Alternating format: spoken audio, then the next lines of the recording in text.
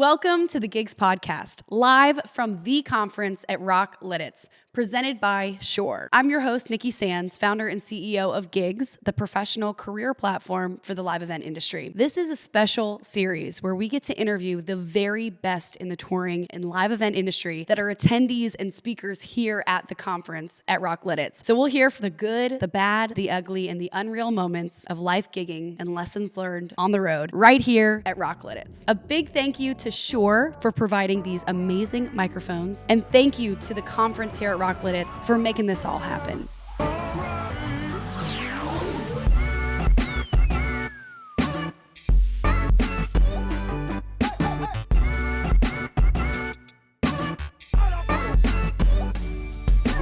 I am so excited to have Joanne Croxford, a seasoned tour professional with a career spanning work with Duran Duran, Robbie Williams, Sia, and Anastacia.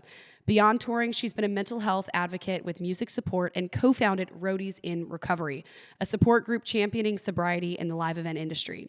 Joanne's initiatives, like the Sober Table at the TPi Awards, are paving the way for meaningful change. Joanne, welcome to the Gigs Podcast. I had to breathe out when you said all that. I thought, my gosh, how did I do all that? I'm so happy you're here. Wow, me too. Thank you so much for having me. Did you just fly into the States, or were you already here? So I came back in on Saturday, but I've been in America recently with Duran Duran. We did a massive show at Madison Square Gardens for Halloween. It was fantastic. Well, for Halloween? Yeah, for Halloween. I even got my own Tony's Chocolonely Joanne chocolate bar. Oh my God. That's how fabulous it was. It was waiting for me in the dressing room, and I was just like, this is the best day of my life. As someone who loves Halloween every day in their life, you can imagine. Anyway, thank you. There's too much to get into. Yeah. I want to start with over 20 years ago when you started in this industry. Mm-hmm. Where were you and what brought you in? Do you know what? I was so lucky, and I recognize it. I came in working in a music management company, and I was the receptionist. Wow. I used to pick up the phone, and I knew how people liked their tea and coffee. But backpedaling slightly, I'd worked in fashion, but I'd always known that I wanted to work in music. So I was born in Canada, hence the little slight twang. And I moved to London, and I was like, I need to get in, and I don't know how. And it was back in the day when people still hired from agencies, right? So I was hired through an agent, and my soon-to-be boss took a chance on me. I was at interview stage, and their major artist at the time was a very big pop artist called Robbie Williams. I was asked how I felt about his music in my interview, and I very clearly said I hated it. Yeah. And she said, when can you start?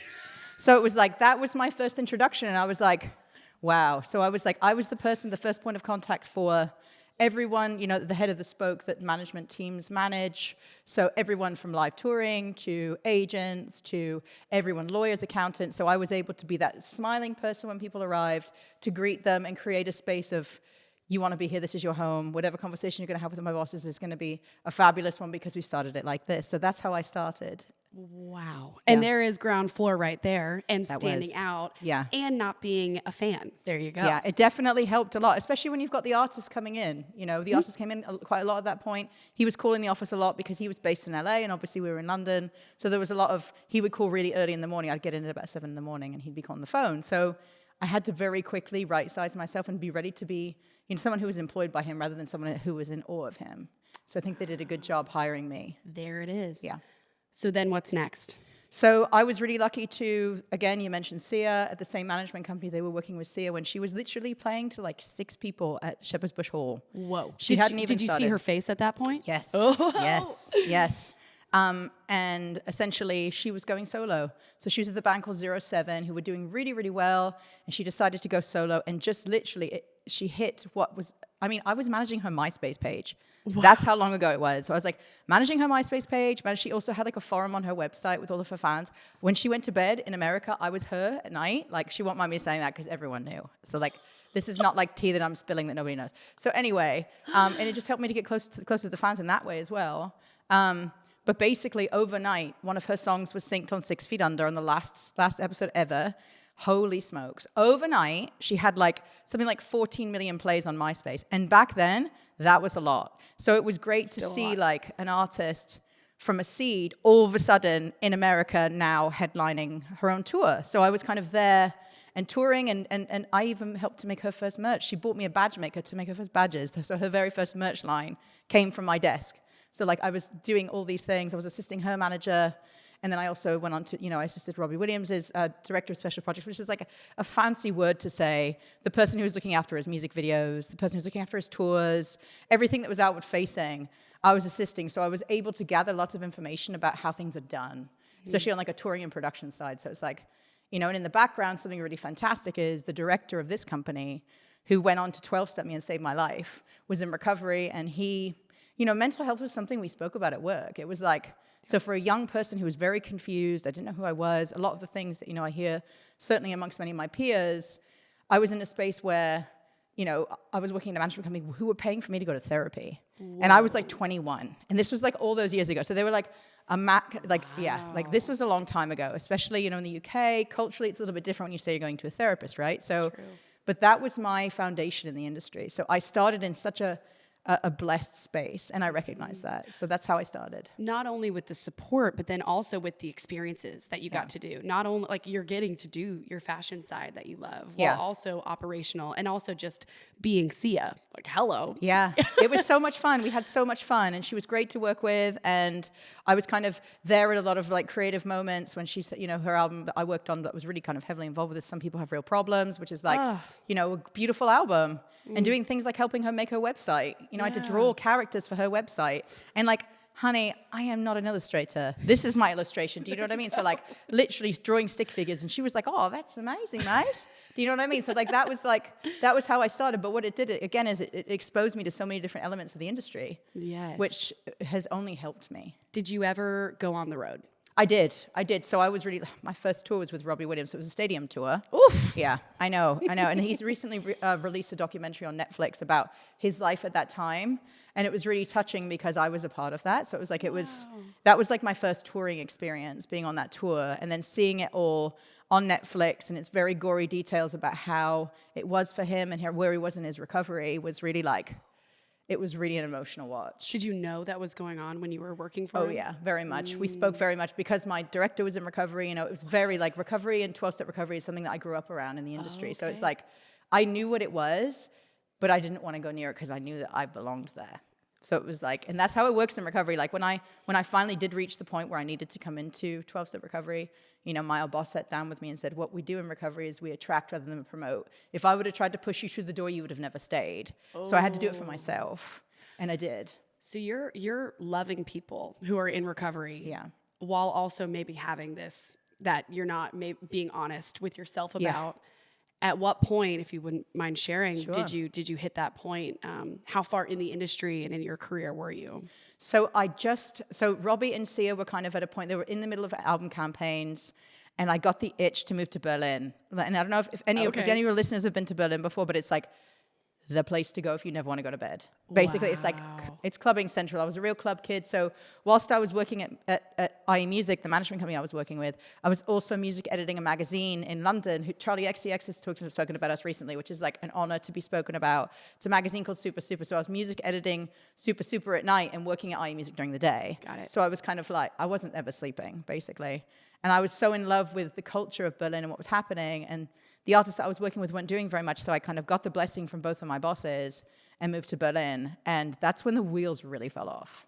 Like the wheels really, really fell off. Did you know what you were doing moving there? You wanted a club, you wanted a party? I just wanted to be out. And I was like, again, I was like going back to that. I was just really lost and like trying to find who I was in those dark clubs. Do you know what I mean? And like trying to find my people and my connections, because there were a lot of things going on that I now understand. But at the time when when you're younger, you just don't get it. You don't have the language. You don't have the emotional experience to be able to grasp why you're looking for that external gratification. And I think a lot of people come into the music industry with that. It's like it's a place that kind of welcomes that to an extent, right? So it's like all these people are gratifying me by telling me how good I am at my job. All these fans are screaming for my artist, and you can't help but it kind of takes some of that under the skin, and and your ego, it's about ego. My ego was massive, but my self-esteem was really low. So like going to Berlin, and I really got like that was what I call my gift of desperation. Ooh. Yeah, I tried to take my life when I lived in Berlin, and I'm so lucky that I had someone in my life, my old boss, to be like, where you've always been welcome. And that's when I came into recovery. And that was February 27th, 2010. So all being well, in February next year, I'll be 15 years clean. Congratulations. Thank you. That is, what an achievement. Yeah. And staying in the industry, Yeah. not being burnt out by it, by the thing that, because you're around it. Yeah. So yeah. Because you wanted to stay in it, is that what helped birth Roadies in Recovery? So that kind of come a little bit later. So I'm going too quickly. No problem. I want love you this. to take it. Thank you for asking questions, because it's a great question to ask. But I had to leave the industry for a little bit. Okay. And I was talking about that this morning because I know now I needed to do that. But at that time, I was so hollow. And I went to work in a bakery where nobody knew me in Germany. In Berlin, I couldn't speak German. I had to learn German pretty quick. I can now speak, read, and write German. So like that's a pretty big achievement when you first get clean. You first put down drugs and you first put down booze and you start getting your feelings back. And I was like, right, I'm going to go to school. So I went to language school and I went and worked in a bakery. And nobody knew my name. I couldn't get on any guest list. It was like the best rehab because like I was so right-sized, it's untrue. It was like all of that bravado that I'd had before from being associated with the artists who were, some of the world's biggest pop stars. Nobody gives an F when they just want their bread at 5 a.m. on a Tuesday. Do you know what I mean? So it was a great leveler for me. So I'm so glad that happened. And then, so I decided to come back to the UK a few years later once I was kind of found a foundation in my recovery where I felt I could be had the strength to do that. What is that? What is that moment where you feel like you're strong enough to do that? I think I was emboldened by my experience as a woman in recovery, and I wanted that for the women. So I came back to the UK, and I went and worked in mental health services for 4 years to work specifically with women, so who were, who had a recovery journey of some sort. And that was amazing. I was so lucky to work actually in frontline services, working to help young people. I was still connected to all my industry family, so I was really lucky to have that. I still had my in, which is like, it sounds a lot lesser than what it was, but it's like I still had my family behind me, which is beautiful. They never gave up on me. But I went and worked in mental health services, and it really kind of struck me because I'd obviously had all this experience working in the music industry, and then I worked in mental health, and I was really struggling to see the differences because ultimately it's people, right? But maybe in a mental health setting, people can't go home at night. They don't get on a tour bus. You know what I mean? So it was like, and I actually worked with a lot of artists and musicians in that space. So it was very interesting to see how interlinked things were. And I kind of came to a point with that where I knew I wanted to come back to music. And my old boss, who I alluded to, David Enthoven, who got me into recovery, he actually died. So he died, and I wanted to carry on his work in the music industry, bringing people into recovery. He helped Robbie, he helped Sia. He's helped countless people to come get clean and get into recovery and save their lives, essentially. And I wanted that for other people. So I was so blessed to still be connected to his family. And this fantastic charity called Music Support started. And I said, I don't know what I can do, but this is my skill set. And they were like, when can you come and start? So I volunteered for 6 months. I had no money, zero. This is like ground zero. And they got a little bit of money and they said, look, we want to pay you. You're going to be the first person who's ever volunteered to become a full-time member of staff. So I was on their helpline. I was, at festivals doing meetings backstage for people in recovery. I was doing everything. And that was a good kind of 10 years ago. Wow. When people weren't music cares was so fabulous over here because they helped to show us the way. And I remember coming over to LA to meet with them in the early days and saying what advice do you have? And they said to just stay the course because we were going places and people were taking down our posters or calling us the fun police because people seem to think that sobriety and the music industry can't coexist. And they can. This is not a witch hunt to say you should stop doing this. It's this is what we're doing and this is working. And if it helps, this is attraction rather than promotion, right? So trying to be present and just seeing, I don't work with music school anymore, but just seeing how the industry's attitude has changed has been worth staying the course for. Well, 100%. this industry is not sex, drugs, and rock and roll anymore. And I can imagine that transition, though. You were a part of that transition. Yeah. And no, we want to keep it this way. We want to keep it this way. And what it is now. Yeah. At conferences like Rock Lititz, we're talking about mental health and we're talking about sobriety. We're talking about, there's a panel on sex, drugs, and rock and roll, and how things have changed. That's insane to see that change there. Yeah. So you were going out of passion of, I'm going to volunteer. I have no money, but this is something I know I'm good at. And people need help. 100%. And you know how to help. Yep. And you're so, I get anyways, that's a perfect, you found your niche. It's pretty amazing, that Thank gift. So then you're doing festivals, you're starting to get paid. Yep. What's next? So COVID happened, obviously. But you know what? It's really interesting because I used it as an opportunity to meet people that I would never normally get a chance to because people were home, right? So I was really blessed to asked to be part of something called the Tour Production Group, the TPG, which was essentially a collective of tour managers and production managers who got together to write some rules and regulations on how things were going to look when we got back to whatever normal was going to look like, right? And that was kind of UK side. And I found myself suddenly in the room as I was brought in as like the mental health and addiction expert, which is just like, wow, how does, like, talk about full circle moment. And I was like logging into these Zooms and like, I was seeing people that I'd worked with for years and they were like, oh my God, there you are. And they were just like, you know, connecting the dots between myself then to myself now and seeing my journey and saying, wow, you are actually breathing this. So we need you to help advise us. And what a moment. Yeah. I was just like, oh my God, I'm going back into touring, even though the world has shut down for now. And they're asking, how do we be better? Yeah. How do we do this? You know, especially for people who felt almost like they were going into a space and not being welcomed. You know, like we held a lot of safe spaces at a lot of places that people didn't want us to be. So now it just felt like such a culture shift. And it was just like, it was such a breath of fresh air. And it was a revelation to, you know, meet other people who were on this journey who wanted positive change. And, you know, so the TPG, they kind of, it's not disbanded. We've still got great legacies from it. Like Suzi Green started the Back Lounge, which is the most fantastic peer support network. And she has become one of my best friends. And that's as a result of the TPG. You know, made some amazing friends out of that group. And some of the women that I've met in there as well. I kind of broke off and was part of engaging with equity, diversity, and inclusion. So that was kind of my piece that I was presenting alongside this fantastic production manager called Keely Myers, who I work with regularly now. So it's like it forged these relationships.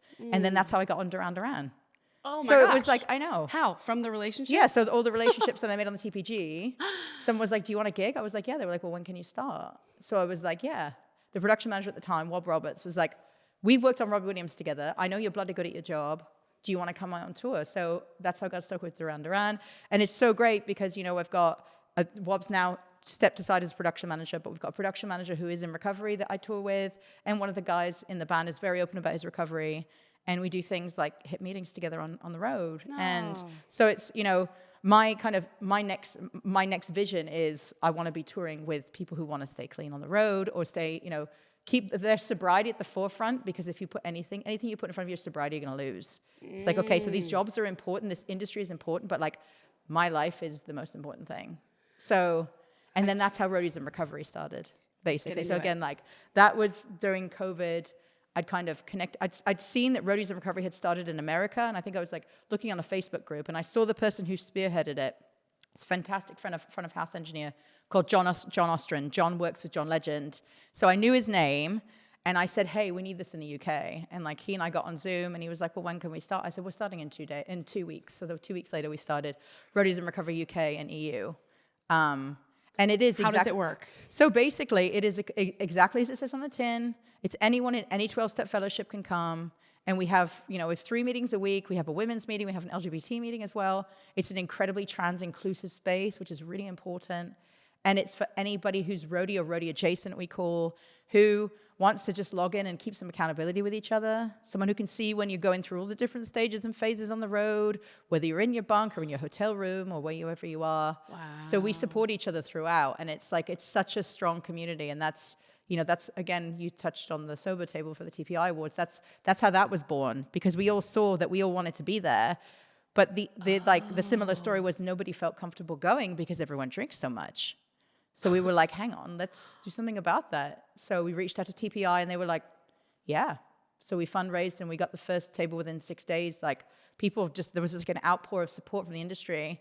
And what does that mean, a sober table? So where there's no booze. Basically, it's literally as easy as that. So that was the first time in, I think, 22 years of the TPi Awards that there was a sober table there. And that is like a big deal. Like that is nothing to be like sniffed about, because it's like, yeah, people did not want to go because it was like so boozy. Wow. Yeah. So we had and without having that stigma too, that, oh, those are the non-fun people. Oh God, there's the fun police. Do you know what I mean? Like, which we've definitely been branded with before, but Yeah, it's been incredible. So are these virtual, for all the 3 times a week virtual meetings with everybody that wants to join? Roadies in Recovery, correct. It's on Zoom, and it covers like 3 different time zones as well. Wow. So when people are on the road, we're road people, we understand. You're not always going to be at home. That's the point. So we get, we've got members from Australia, we've got members from America, we've got members from all over Europe, and whenever people are around, they log in. And we also we're so engaged with each other that if someone just wants to jump on Zoom and talk to another roadie, we've got that as well. We do like on the spot. Like I wasn't able to make a lot of the formalized meetings on my last tour, but I just jumped on the WhatsApp group and said, hey, does anyone around in 2 hours? I need a meeting. And like 5 people jumped in, from their car or from their bus or from the wherever they were. And it was like, it saves my life. I want to get into that actually. What moment, if you've experienced personally or, or other stories, what parts of tour and the industry are the hardest in recovery? Being the only one. That's really hard because what happens is you have a bullseye on your back. Really? And also I've been told that actually you'd be great at this job, but you don't fit the culture. Oh, and that's culture. that still hurts. Rejection is crap. Rejection sucks. But to be told because of your lifestyle choices, actually, do you know what? We don't want you. You'd be great, but we don't want you. You just think like, it's an amazing thing that we've got this recovery community that can support each other because we've all had different levels of that. Or not being invited out for things. Like I had someone close to me who was on a tour recently who's sober and wasn't included in WhatsApp chats about going and being social because they're sober. And they were, it's really, so those kinds of, I'm really about inclusion. I think inclusion is so important. And people making decisions about people without people, i.e. thinking, well, you don't drink, so obviously you're no fun. What's a way to maybe some people think they're being considerate and actually it's exclusive. So how can people not in recovery make sure that those who are and maybe even be struggling or totally fine, whatever it is, how can they do their part to make sure that they're included? Ask. Yeah. Okay. It's literally that easy. Just ask. No one's going to be offended by saying, if you say, we're going to go out and booze is going to be there. Are you okay with that? They'll be like, do you know what? Thank you for being so considerate. Yeah. And you set a tone as well. I think, people in positions of hiring have got so much scope to make sure that everyone feels included. Yep. Whether it's someone who is, non-binary or someone who is, whatever. It's, ask people. And that's the big thing. Like, don't make decisions about people without people. People need agency, and just ask them. And they can say no if they want. They can say no. The power of choice is a thing, right? And it's I think not that's the biggest their thing. responsibility Yeah. And I think that's the thing is like people just feel this, and it's like overstretching care. It's like, no, actually ask someone how they are. Is that okay with you? How does that sit with you? What do you do when, if someone's listening or even, goes to your website, if they're in a place where they aren't quite at the point where they're admitting it to themselves or wherever they are, but they're like, I know I need help, but it's not that bad. Or, if they're in that place, what do you recommend for them? Just show up. Show up to these meetings. Show up to a Roadies in Recovery meeting. You don't even have to put your camera on. Oh. Show up and listen for the similarities because I promise you they're there. Listen for the similarities and not the differences. I think that's the biggest thing because the disease of addiction, from what I understand, wants to hear the differences. It wants to keep you out of the room. It wants to keep you disconnected because the opposite of addiction is connection. So connect. Reach out to me. There's so many people. That's the importance of representation. Reach out to people. And I may not be able to personally help you, but I can certainly point you in directions of people that can, like Music Cares, Music Support, Passenger Recovery in Detroit, all these amazing things, the Sims Foundation, all these things, the Roadie Clinic. They're there to help people. For people who are out on tour, they feel like, they might not be in recovery, but they're just in a bad culture, bad environment. Yeah. In this word of mouth industry, they only have that gigs. They know that person. They have no idea what else is out there. Mm-hmm. They think it might just be best to get off the road because the situation is so bad. Yeah. I know that the first thing to do is, first of all, reach out to your organization and you. Yeah. Yeah. Are there tours out there? Are there other, if they feel stuck, are there things out there? How do they know where to go if they are considering just leaving? Yeah. Do you know what I'd actually say? I would say to join something like the Back Lounge community. Okay. Because I think that is, Suzi has done such a great job of bringing so many different kinds of people from all over the industry there.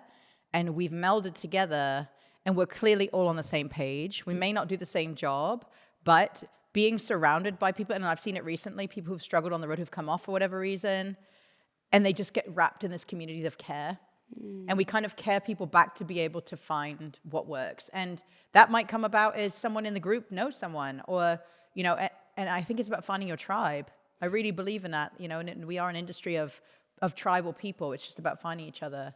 The opposite of addiction is connection. Absolutely. Regardless of whether you have you are living with an addiction issue or community.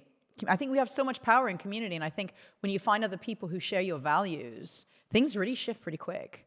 But it's about finding those people. They did this study on rats in a cage where they were alone. Aww. And there was heroin that they could, or it was cocaine that they could, or the other one had a bunch of rats, and there was community, and they never went for the cocaine. They only did it when they were alone. Wow. And so there is that crazy feeling that everyone's felt if you've been on the road of loneliness. Oh gosh, yeah. Can we get into that? Yeah, and that's real. When you're on your own in a hotel room, and you just think nobody else understands. I mean, again, that's one of the reasons why we founded Roadies in Recovery. I know I can get on the phone to any of my fellows in that space at any time of the day and be like, I'm feeling this right now. Oh, what do I do? And another person just listening and knowing that someone's like not even verbally nodding along, but they're nodding along. Yeah. It kind of takes that sting out of the tail a little bit. But it can be it's funny because you're surrounded by people most of the time, but it can be incredibly lonely. Mm-hmm. And that's why it's so important that all these organizations like Music Support, Music Cares, all the ones that we've mentioned, do exist in case people don't have a community like Roadies in Recovery around them. So they could be an entrance point to find community. Because often that's not the case. So again, if you look at a tour, it's a community that's created, right? Right. It's not necessarily forged, though. Ooh. So how do you as a leader forge a community? I think leading by example is really important. Mm-hmm. And I think for me, that's why I'm so honest about my recovery journey. Mm-hmm. Because if I can inspire someone else to be honest about whatever it is that is their story, I think us being really real at work is really important. Because, when we're working like minimum 18-hour days, if we can't be real, like, where are we being real? Because a lot of the time you get home and you literally have you fall off of an emotional cliff. Yes. Like it's so, people talk a lot about pre-tour rituals, on-tour rituals, but I think a lot of attention and care needs to go into what you do when you get home. That has not been addressed. Yeah. That is very interesting. Yeah. That's also where the loneliness will set in because totally. You are not only maybe feeling alone, but with people. You are now alone home, and you might have lost some connection with your relationships from home because you were gone so much. Exactly. And so that's when you have these support groups and getting in and just, I love that there's just not a stigma to it. Why not? We're all a little crazy to be on the road. I mean, you gotta be. Look at this. Look at what you sign up for. Do you know what I mean? It's not like a regular 9 to 5. And no one understands that. Yeah. Totally. This is the only community that does. Yeah. Yeah. Thank God for what you're doing. Thank you. Because it's really cool seeing kind of the comments I've gotten on the gig side, social media, people saying, I've struggled or I'm in recovery and it's been hard. Yeah.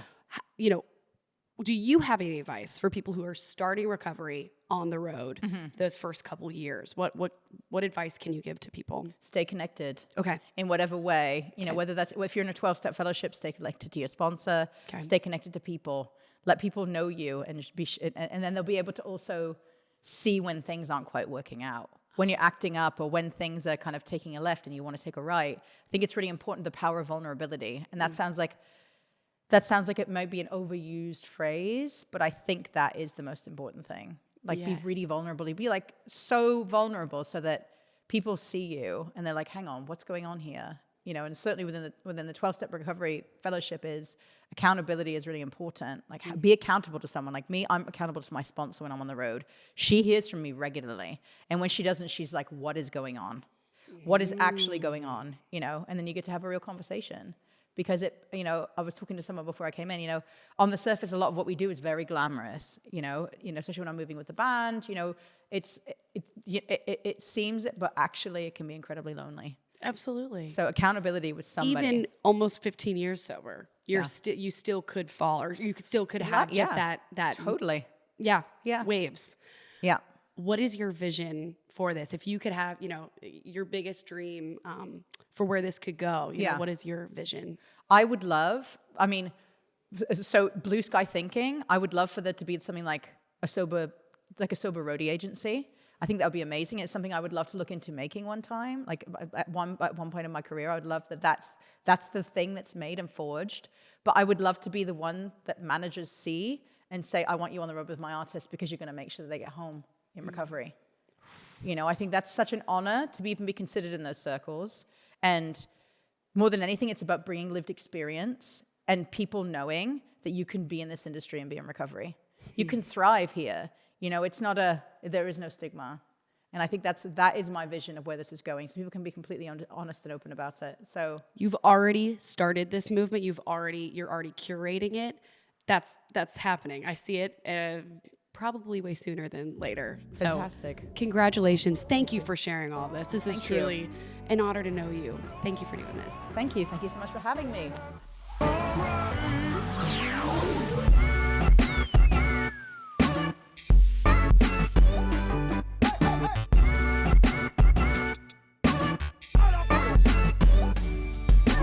I'm so excited to welcome Suzi Green, a veteran tour manager with 25 years in the music industry, working with icons like Clean Bandit, PJ Harvey, and Grace Jones. After experiencing burnout, Suzi retrained as a naturopathic nutritionist, blending her experience in touring with a passion for holistic wellness. She founded the Back Lounge, a global peer support group for live music professionals, and is now completing an MA in psychotherapy to further support the industry. Suzi, welcome to the Gigs Podcast. Thank you for being here. Really nice to be here. Thanks for having me. My goodness. There's so many places I want to start, but first, where are you from? And you get started in the 90s, right? Yep, that long ago, last century. Last century. The word veteran makes me laugh. And actually, you know what it's from too is, I remember being interviewed for something and they said, how old are you? And I was like, why do you need to know how old I am? Because it always seems to be a question that women are asked and not men. And there's one of the artists I work with, they always say her age at the beginning and then name check other members of the band and never say their age. Huh. So they said, okay, we'll just call you veteran. Let's redo the intro. I'm just kidding. A badass tour manager with 25 years in the music industry. So 25 years in the industry. Where did you start? Where are you from? And why did you join this industry? Right. God, that's a long story that I'll try not to take up all the time. We got a lot of time. I was always really obsessed with live music. I loved it. I used to follow bands around. I went to art college in my early 20s. I really got into photography. But it was always with a view to what can I do with photography? And I thought, I can take pictures of bands. So what happened was when I graduated, I ended up taking some pictures for a record label that was a really small label at the time, hanging around their office, making their tea, doing the photocopying, doing a sort of little bit of internship, and just getting in the way. And they ran a club night, just a one-off club night at a really seminal location in London at the time called the Blue Note. And they got offered a residency. And when I say they looked around the office, there was only 4 of us there, and I was the intern, and they said, we need someone to run this club night. We'd like to do it. And I said, yeah, sure, I'll do it. I like going to clubs. I didn't have a clue what I was doing, but I thought, I can figure it out. I can ask people. So basically what happened is I went really quickly from taking press shots for this label, hanging around their office, getting in the way, to running a residency at this club called the Blue Note. And it was a mixture of kind of luck at the time of a particular music scene that was really breaking in London at the time, which actually, when I say London, it quickly kind of spread. And ran this club night, made a lot of mistakes, asked a lot of questions, learnt a lot, met some great people. And we had a lot of different DJs. We had all sorts of things going on at this club night. And it was very much based on the kind of events I like going to. And I was really into the warehouse scene, like the DIY scene at the time. And go into that. What does that mean? Yes. So that is very much like underground type, where you will walk into an environment and it's as much about the kind of set and the look of what you walk into and the feel of the place as to it just being about what music is playing. So I was really into this idea of having this interactive experience, having different rooms to walk through. So we had like a chill out zone. We had like the down dirty basement where everyone was jumping up and down. Then we would have an area where sometimes we'd have bands on as well. And what happened was the club became really, really successful. We started getting offered one-off nights and then residencies in different places, and then actually in different places in Europe initially, and then we went out to the Far East and stuff. And I remember thinking the first time I did a overseas trip was like, oh my God, I'm getting paid to do this. I can't believe it. And what came out of that was there was a band that I used to book a number of times. It was all artists with this one record label. And it was very much about the identity of the label and the identity of this music, which then developed into other things. Anyway, there was a band and they wanted to go on tour. And I remember the label manager saying, so we kind of need someone to go on tour with them. And this was mid-90s. And at that point, to be honest, I wasn't really sure what tour manager meant. And it was only after I'd been doing it that someone said, oh, you're the tour manager. And I thought, oh, that sounds quite cool. I quite like that label. This is literally how I started. I mean, winging it. Yeah. And also remember the label manager saying, if you don't like it, you don't have to go and do it again. And I ended up going 2 weeks around Europe with a band. Loved it. And what were your responsibilities for that? I mean, it was, you didn't realize that was tour manager. When did you realize that's the tour manager gig where you're advancing with venues, you're managing the band? Like, what does all of that mean? So the band didn't have a manager. A lot of the artists at that point on that label didn't have management. So already my role was quite broad as opposed to what you might think tour managing might be. But I'd already started to learn about budgeting and about what it takes to put on a club night, to then like how you're going to move this night to different places, to then how are you going to move around with the band. And I remember talking to the booking agent and him saying, you're going to need a tour bus. And I was like, brilliant, where do I get one?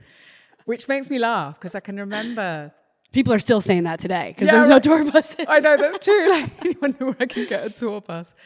Even what makes me laugh is years later, I remember terrible routing on a festival run. And I remember the management going, so get a plane. I'm like, brilliant, where do I get one? And it just made me laugh because it reminded me so much of that initial kind of like enthusiasm, naivety, but also ready to learn, like so ready to learn. And particularly back then, there weren't courses you could go and do in this stuff. It was just about being brave, being courageous, making mistakes, accepting your mistakes, asking questions. And that's how I learned. So now I look at there's some amazing, different educations you can sign up to, but there definitely wasn't at that point. And there also, in the role I was doing, there was very few women doing that too. I can imagine. What are some of those mistakes that you realized, you had to learn the hard way and you knew, okay, I'm never going to do this again? Do you remember some of those early mistakes? Oh my gosh, there's a personal question. What shall I tell you? I would say the first time round when I was touring and I worked really hard doing the club nights, touring, running this sort of expanding live department for this label. And weirdly, the mistake I made was I said yes to everything. And that's what brought me to this realization, if you want to call it burnout or loss of joy or, just some sort of breakdown. It was very much I didn't know my limits. I wanted to try and do everything. It all sounded great. And I started to think if I didn't say yes to everything, I would somehow miss out and would drop off the face of the earth and be forgotten immediately, which I know is still a big fear for a lot of people. Yeah. But the real clincher was I realized it was a particular day and I was on tour and I was trying to figure out what was I going through. And it was depression.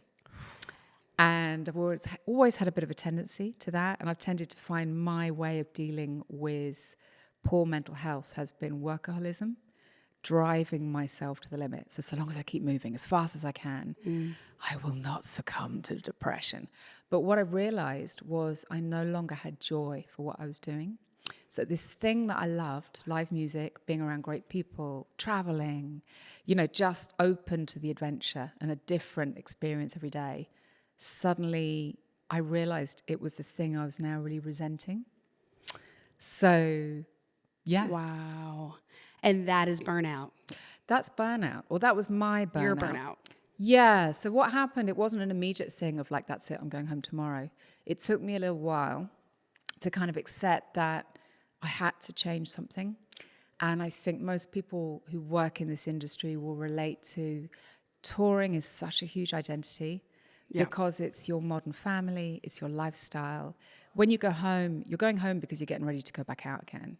You forget all about those ordinary things like paying your bills, and, just going and having a regular lunch. I mean, just the ordinary things, right? The ordinary things, and also the important things that happen in people's lives that you're not there for. And what happens is after a while, people stop asking you because they assume you're away. Yes. And also you come back and you're excited. You've just been to Tokyo for the first time and you want to talk about it. And people want to hear for about 5 minutes, and then they're talking about their stuff, And it can be quite an isolating experience, other than the people that are doing the same kind of job as you, and you understand each other.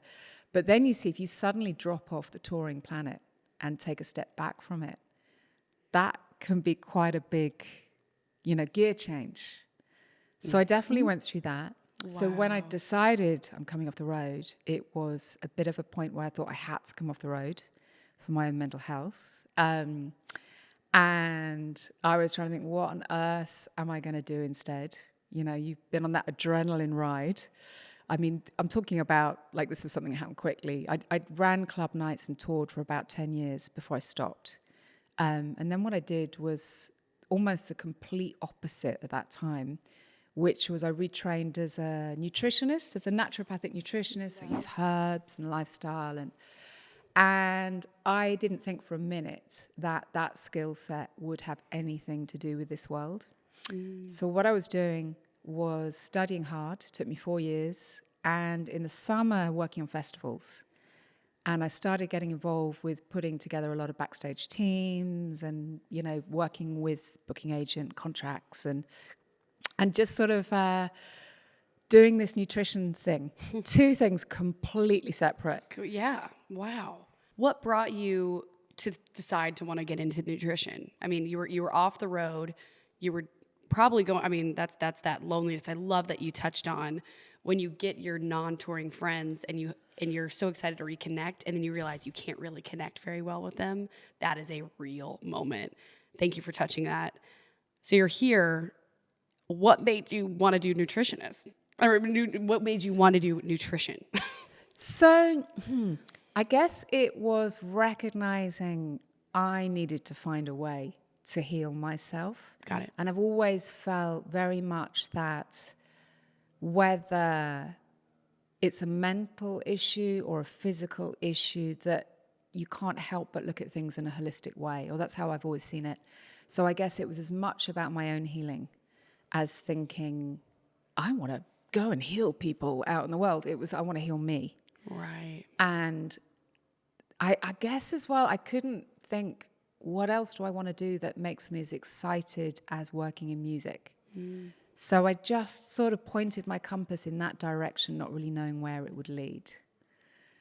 Got it. Yeah. And then you brought it into music, baby. And there's a weird story. Let's get into it. So what happened was I qualified. I was doing more and more festival work and doing this nutrition clinic on the side. I was mainlining clients that had burnt out in various creative industries, not just music. But it's funny how you attract people that are like you, or you attract someone, you help them, they tell other people like them who come, and you get this vein of gold of people that, a lot of stress, a lot of anxiety, a lot of depression. So then totally out of the blue, what was it, about 3-4 years before the pandemic, I got a phone call from a manager I'd met on one of the festivals who I hadn't seen for a couple of years. And he said, I'm looking for a tour manager. It was by text message. I'm looking for a tour manager. I used to tour managing, and I'd stopped tour managing. I'd burnt out. I'd gone, done, not doing that again. And I texted back, no, I'm not. And then he said, well, do you want to know who the artist is? And I was like, maybe. And he said, it's PJ Harvey.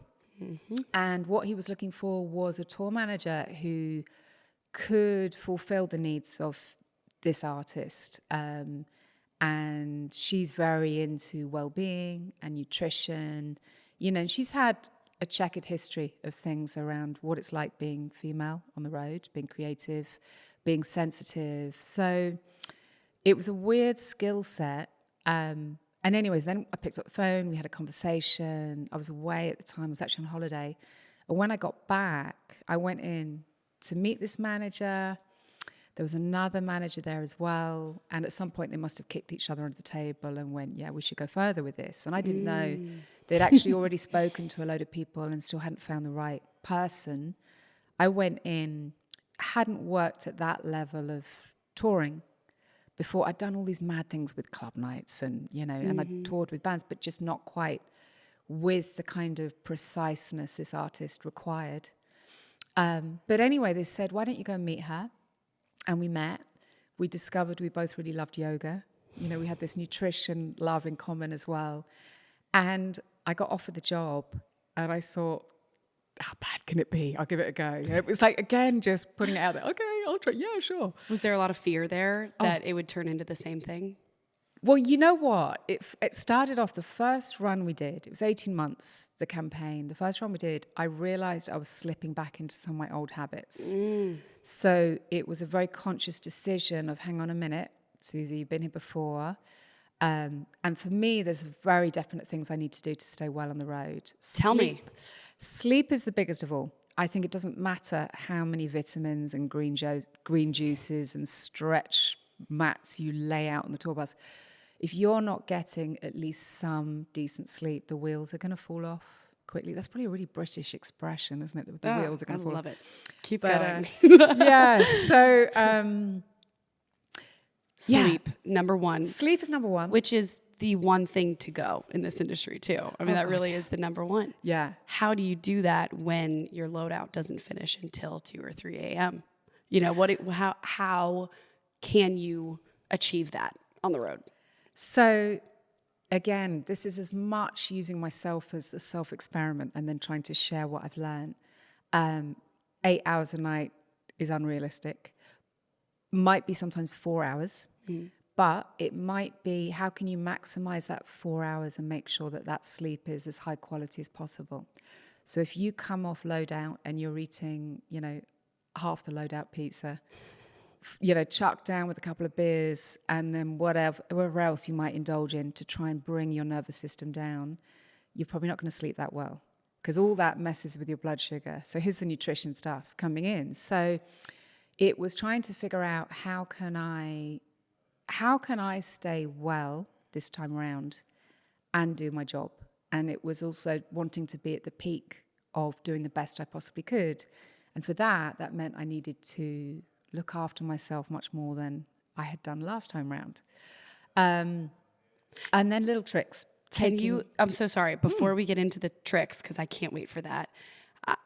I want to, you mentioned how you might indulge in the pizza or watching TV or things that are maybe unhealthy behaviors when you really should just be in your bunk sleeping.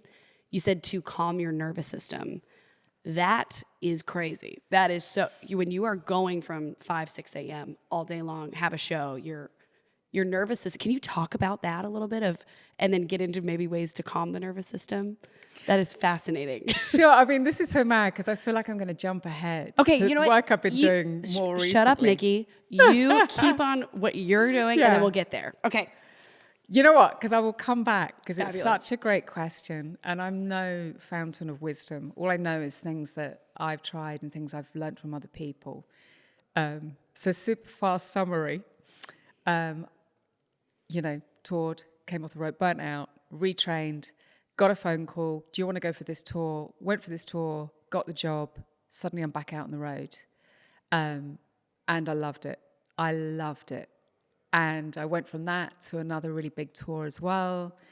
And the second tour I did after that one was very much, it wasn't so much about we need a female tour manager, because that happens quite a lot. Yep.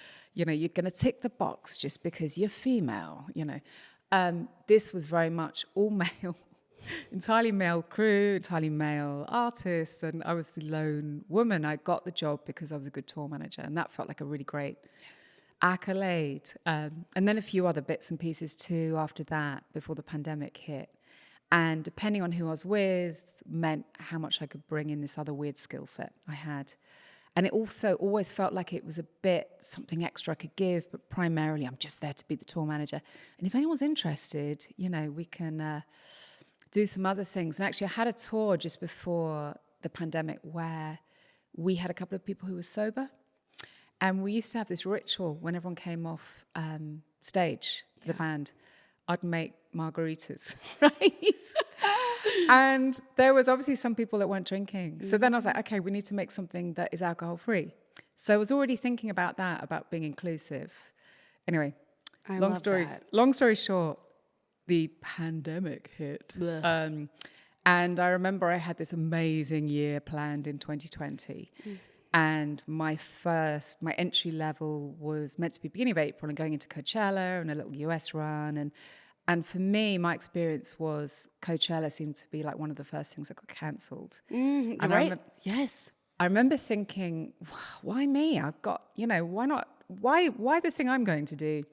And then by the end of that week, things were tumbling all around. And I remember it happened so fast. And for me, I felt like, I had COVID at that time as well. Oh my goodness, yep. So March 2020, I had COVID really early on. What a great month. Can you believe it's almost 5 years? I know. And it seems like a strange thing, like you watched a movie about it. So it true. feels really hard to remember some of the things that we all went through that just seem so crazy. Yeah. But anyway, I had COVID. I was down in the country. In the UK, I was looking over my garden fence at my neighbours who were lying in the sun because the weather was really good, and they were all on furlough. So they were still getting paid even though they weren't working, but they were fully employed. I was freelance. All I knew was if I don't work, I don't get paid. And I'd been ill. I was coming out of that illness. I have a tendency to depression, and I realised I was starting to sink mentally. So I remember talking to a friend of mine who was a school teacher, and she said, I've been meeting with some of my colleagues on this thing called Zoom, and we've been talking about what it's like to be a school teacher and how is it going to be to try and keep the kids up to speed. And she said it really helps just to meet other people and just to talk. And I was thinking, I don't feel that comfortable talking to some of my work peers about some of my fears and panics about, paying my bills and how long is this going to happen for. And so I thought there must be some kind of support group out there that I can connect with and just to talk about what on earth is happening in the world. And I couldn't find one in the UK that wasn't either a closed group or a therapy group or some 12-step fellowship, and that wasn't quite what I was looking for. And then I found an American group, which was Backline. So I started joining the Backline calls. They were running an open peer support group twice a week, all American, and then me, the Brit, drinking tea because it was about 1 a.m. with the time difference. Oh my gosh. And I did feel like, hello, my name's Suzi, I'm British. I felt so British on this call. But what blew me away right from the first call was this experience of looking around with complete strangers on a call, on this weird thing called Zoom, and realizing we were all having different versions of this experience of the world closing down, not knowing when we might be working again, not knowing if our world would ever look the same again, and quite who we were without this identity that we'd been so immersed in. So anyway, I did that for about a month. I was talking to the people that were running that. How much did that help you, having that community? It was a game changer. It was a game changer. Partly as well, there's some amazing kind of something about the online experience, which somehow I find anyway, I mean, I know people say that it's sometimes easier to share with people you don't know that well. Whereas again, with work colleagues, you don't want to show your weakness, your soft underbelly. You want to be strong and especially if you're a leader. Yeah, exactly. So I had this harebrained idea that maybe we should have a group like this, the other side of the pond in UK, Europe. So I put out, and I'm not, well, now I kind of am, but then I didn't do social media at all. I had a Facebook group full of people I'd met 10 years before that I'd met once, and suddenly they want to be your Facebook friend. And I'd never done any of that. But I put out a Facebook post and found a few sort of touring Facebook groups. and said, I'm feeling pretty isolated. I'm a tour manager. I would love to talk to people about their experience of what they think is going on in the world currently. If you're interested in jumping on a call, message me. And 50 people replied in 24 hours. So we started the next week. And I'd never done anything like this before. I'd never run groups. And, now I've done a lot of group work. You were called to do that. You were supposed to do that. It was a weird thing. It has felt like a calling, definitely. Mm-hmm. It was incredibly validating as well. And I was so surprised. And I'm still really surprised 4.5 years later when we open the Zoom and there's a bunch of people there. And we never know who's going to be there because that was June 2020 we started. Wow, the most needed time. Yep. And we meet most weeks. We miss maybe 2 or 3 weeks in a year. When I'm away and I'm on the road and it clashes with load-in time or something, we now have our guardians, as I call them. People will jump in and run the sessions. Oh. So initially it was very much a space for people just to share what this experience they were going through was. But what it developed into was, again, it's so interesting because I know the US was up and running before UK Europe was. Big time. But what happened was, because I thought, we'll just be going for a few weeks. This will be over by the end of the summer, and then this will be over by the winter. The lies we told ourselves. My God, I know. Well, how else would we have survived? Exactly. Yeah. But what it became was, again, different. We reached different milestones. And another milestone that happened was when it looked like we were going to soon be going back to work, a lot of people were having a real performance anxiety. And yes. I don't mean the artists, I mean the crew. So like, for example, the first show I went back to do was on this thing called Freedom Day in the UK. And I remember my first gig back after the pandemic in like longer than 18 months was with a band who were headlining the main stage at this festival called Latitude. The band were freaking out about standing in front of how many thousand people. The front of house engineer was freaking out about standing behind a board again. The lighting person we didn't have a set. We only knew, when I said we knew 10 days before the event was even going to happen, we weren't sure from 1 minute to the next if it would all get pulled. No one had any money. The artist didn't have any money. So it was like, how can we pull off this set when we're all really nervous and wondering if we can even remember how to do our jobs? Wearing masks, getting tested. Yeah. It's all a very, sterile environment, not very warm. Ugh, yes. It was so strange. But what I realized, and this is the beauty of meeting other people, is that so many people were having a similar experience about panicking about can they still do their jobs. So what I wanted to circle back to was when you were talking, I don't know, a few minutes ago, and you were saying, we were talking about the tricks and the load-out pizza and how do you get better sleep. So all I know is I'm no expert or sage in any of this stuff. I just talk to a lot of people. And we talk a lot on the peer group that I now run about all the different issues we experience on the road. And we share things that have worked for us. So we've done a lot about staying well.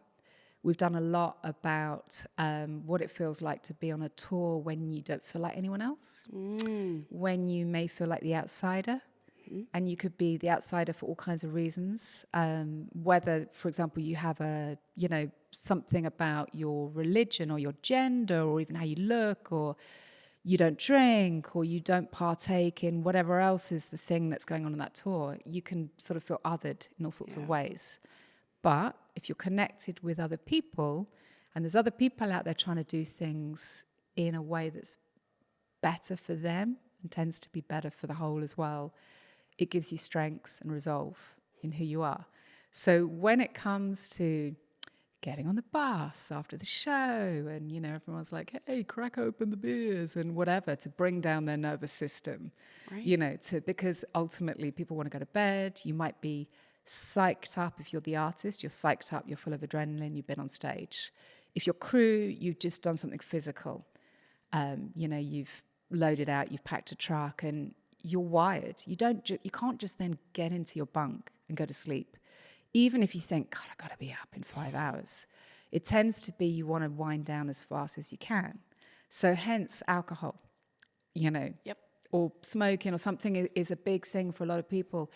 But that isn't the only way to bring down your nervous system.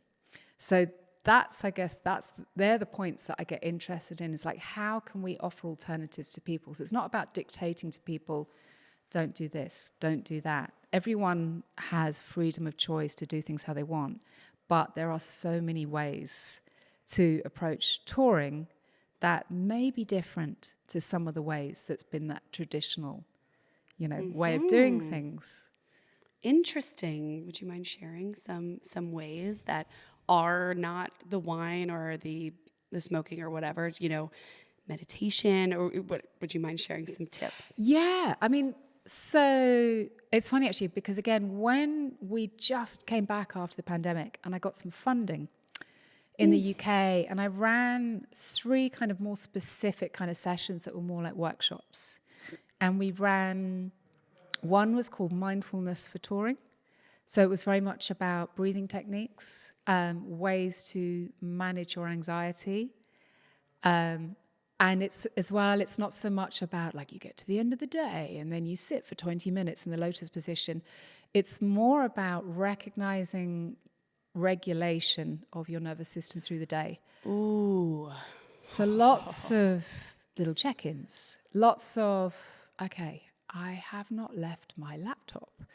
Or I have not left my position at work or whatever for 4 hours. I should get up, leave the venue, go for a walk. Yes. Or it would be good for me to connect with home or a friend and make a quick phone call, or all the different things that accumulatively may help support you in staying on a more even keel. And I think there's a real thing about balance within the touring day, because it's a punishing schedule for most. Yep. We all work so extremely hard, and there's so little time often to stop and check in with ourselves and think, how you feeling?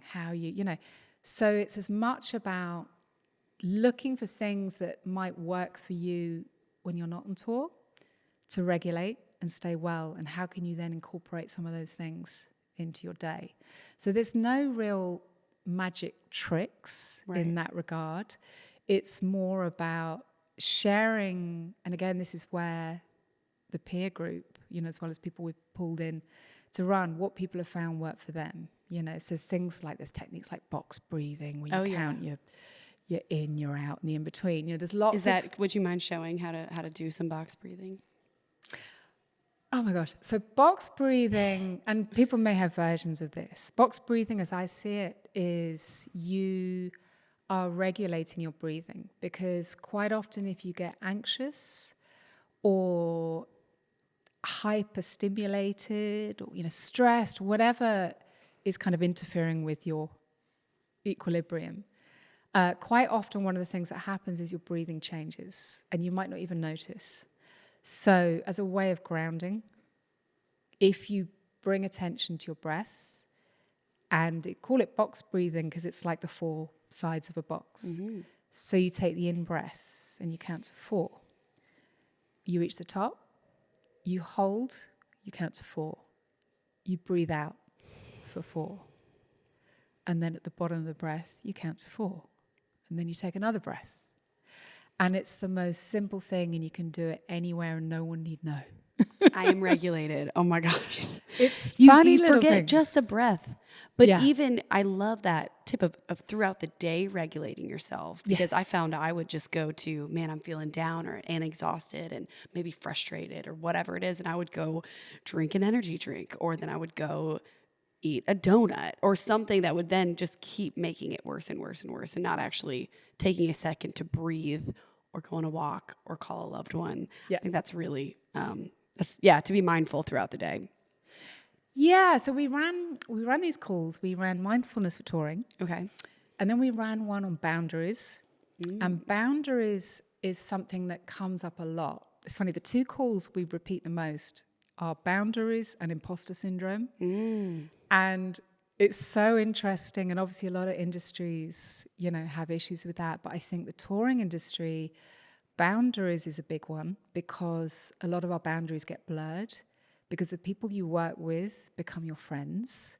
Your employer might be your friend. The artist you work with, you might call your friend.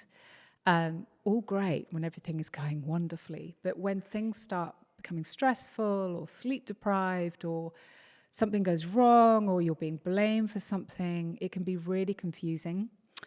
And also even things like negotiating your day rate. Right. Really hard. Interesting. When you have this blurred boundary, with fellow crew members or, crew member who may be employing you. So we talked about it a lot during the pandemic, and it became this huge theme of how can we, firm up what we need and who we are and gain respect for ourselves, especially in a group of people within that hard touring environment.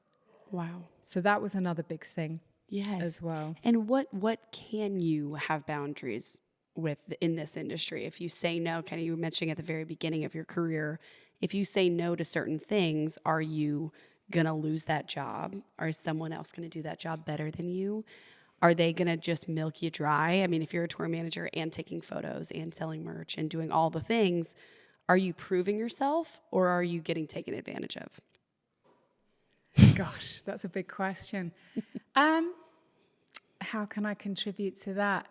I think a lot of it is deciding, first of all, you've got to know yourself and what you can take on and decide that's how you decide your boundaries. What is going to be too much for me? What is, and this is coming from the person that said yes to everything, and I still find myself in that position and I still feel like at times I've come very close to burnout again since. Got it. But I guess it's just trying to keep an eye on yourself. One thing I definitely learned is I find boundaries through the day is one thing, the little things you can do to, manage yourself, but also on a bigger scale. So like, for example, feeling like you have to say yes to every job that's coming because you don't know when the phone's going to ring again. Right. So you better just do it because you might not get asked again. That opportunity might disappear if you don't go straight out. But I guess starting to realize that if you work really hard and you're out for 2 months on a run, to come home, put your washing in, pack your bag again and go straight out again 2 days later. I mean, you don't always have a choice, but if like that is your reality, that's a very hard way to live. Yeah. So either is there some way you can put in some space, or is there even some way you can look to the future and see where you can plan proper time off? Because sometimes even knowing there's something coming up, and that's a boundary, because that's a boundary with yourself. That's giving yourself some respect. That's taking care of yourself. Yeah, totally. And I mean, that's the other thing I think when you're freelance is there's a big thing learning to take care of yourself, because unfortunately you're not always on jobs or with people who are going to take care of you. So that's why you're your own boss. Up. You're your own boss. Yeah, you have to sort of know your limits and then do your best to check in with those regularly. And those limits might change as well. Right. Interesting. And having grace with yourself if the limits do change. Yeah. How do people find the Back Lounge? How do people get in touch with you? When should they reach out?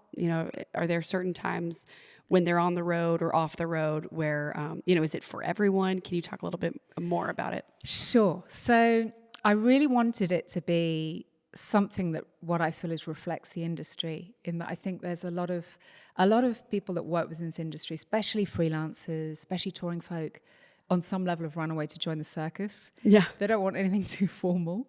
They don't want something that they feel they have to show up to every week, and it's a membership thing, and it's free. I do this voluntarily. I have an amazing amount of people who also give their time voluntarily, and you show up when you want to.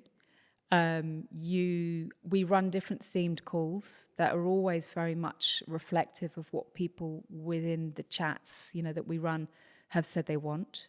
So like we ran a call very recently about the shift that I think is happening in touring between how is money moving around the industry, because there is most definitely something going on from grassroots level to even,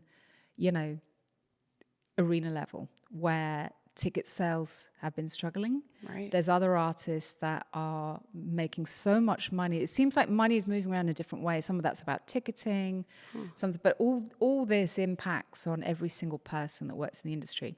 So we ran a call on that. And amazingly now, because I've been going for so long and I've got quite brave, I reach out to people that are terrifying and say, hey, will you come on this thing for free and talk about, So we did that. We ran a call on, so you've got your first tour. What would it be useful for you to know? Because when you're going out on tour, you don't want to ask. You don't want to reveal yourself as the rookie. Yeah. So we do all these different things. I post out on Instagram, Facebook, and I have a mailing list for people that don't do social media. I have a website. Called The Back Lounge? It's called healthytouring.com. Copy that. Healthy-touring. And there's a page where you can sign up for The Back Lounge. I'll add you to our mailing list. Amazing. And you show up when you want. If it's, we have check-ins where it's just people can bring anything they want. You're not required to even stay the whole call if you don't want to. It's just there if you want it. And we get people that come, sometimes we'll see them every week for 6 months and then we don't see them for a year and then they come back. Or we see them twice and we never see them again. Or it doesn't matter. We're just there if you need us. And it doesn't matter where you are in your career. We have new people. We have people who've retired and still want a connection with the industry. And we're global. So we have people from all over the world tuning in. And one of the best things about it is you get to meet people. You go to these cities, we're touring folk. There's a load of people here at this conference that I've just met for the first time in person. I met them online. Wow. So, for years. For years. So it's a community. And that's the whole point. I think you have your touring community, your immediate people around you. But this is something bigger that hopefully will always give you a support network, on the rough tours. Sometimes we're on rough tours. I want to know how gigs can support you guys in any way. We'll make sure to list how people can get in touch with you and The Back Lounge and healthytouring.com. Yep. This was wonderful. And thank you so much for sharing your story. And thank you for creating this space for people. I'm excited to join these calls now. Thank you. I should say, actually, if you find us on Facebook, we are the Back Lounge Touring. You can tell I'm not very good at this stuff. I'm not a marketing person. This whole thing is a happy accident. And we're on Instagram as The Back Lounge Touring. Copy. That is amazing. Thank you for doing this. I can't wait to join and want to make sure gigs can support you guys in any way that we can. Thank you for so doing much. this. Appreciate you.